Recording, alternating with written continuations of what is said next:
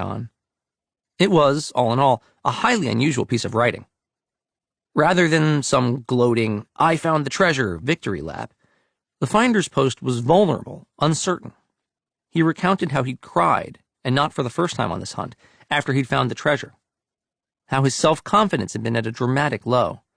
How his emotions on finding the treasure had not been those of celebration, but of relief. His ode to Fenn featured a lengthy biography section, revisiting some of the highlights of Fenn's life.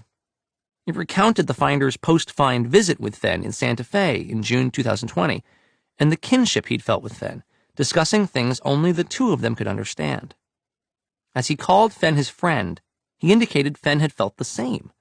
Fenn, he said, had asked him to move to Santa Fe so that they could continue their relationship more easily. And perhaps most important, he included pictures. These were pictures never before seen. Some of them were taken in the wilderness, shortly after the finder retrieved the treasure. The others were taken at what was assumed to be a lawyer's office, a continuation of the series posted by Fenn in June, showing Fenn examining the treasure and wearing the bracelet. They were the ultimate proof that this essay was legitimate. Having pictures of the chest in both locations would be possible only for the finder, or for Fenn, and now Fenn was gone. That, of course, didn't stop the doubters. It was clear that the essay had been written by someone with a connection to the treasure.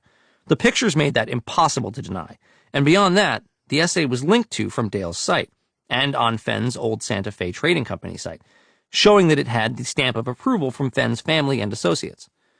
But many, many searchers refused to believe that it had been written by the finder himself. Instead, conspiracy theories flew, that Doug Preston had written it, that Shiloh had written it, that Fenn had penned it before his death with the intention that it be published after he was gone, to cover his tracks and throw searchers off the scent of the real truth, that he had ended the hunt himself. But I didn't think that. To me, the Medium post immediately seemed authentic. Beyond the pictures, the emotions of the finder were so nakedly on display and so relatable. This person understood what it was like to seek the treasure, to obsess over it, to yearn for it, to feel it just out of one's grasp. All those questions I'd had about whether Fenn had ended the hunt himself, the ones inspired by Cynthia's information, well, they faded further with every word I read. The interactions he related with Fenn seemed consistent with the ones I'd had myself. And as for Fenn or Shiloh or Preston writing it, no way. Fenn didn't think or write like this, and neither did Preston. A writer's work is like a fingerprint. Read enough words by someone, and consistencies emerge.